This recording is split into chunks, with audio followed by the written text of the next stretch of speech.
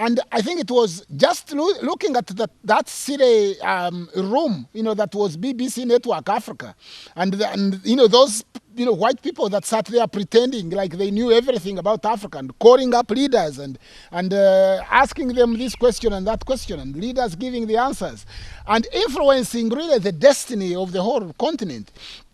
That more and more gave me that appetite, to want to know more.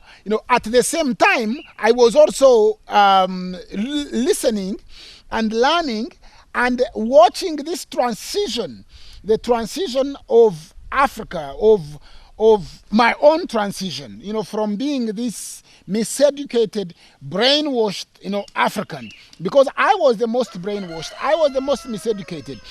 But slowly and carefully, I started piecing the whole story together.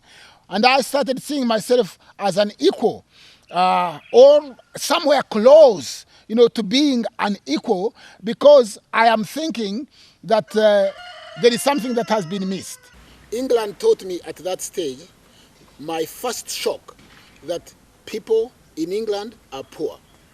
The majority of the people are poor. They might have what looks like great wealth that they have attained from everybody, but they are poor.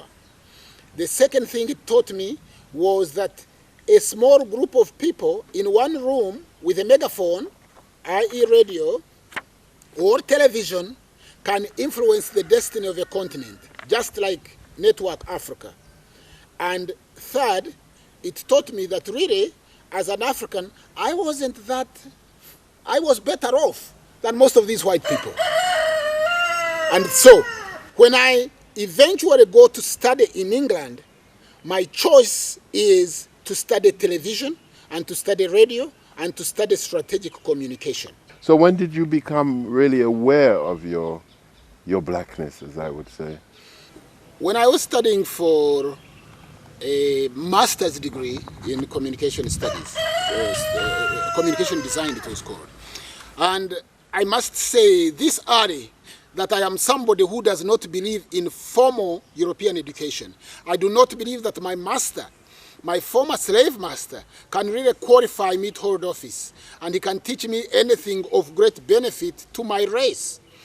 Because the intention of a colonizer is to colonize, to dominate. When you say your slave master cannot teach you, are you saying the entire Caucasian race, or are you saying those aristocrats, those people who benefited? Well, the education system was not designed by the entire Caucasian race.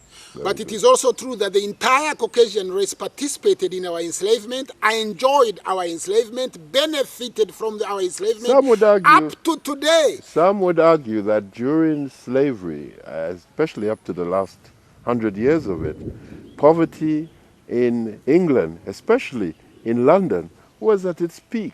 There was serious poverty in England. Yes, because that time and capitalism people didn't benefit from slavery. But at that time, capitalism had begun to consolidate itself with the wealth now flowing into the hands of a few people, particularly bankers, what we call banksters. Cecil Rhodes amassing all this wealth and setting up the Knights of the Round Table. The Round Table now controlling financial institutions of the world, and gold moving into the hands of a few.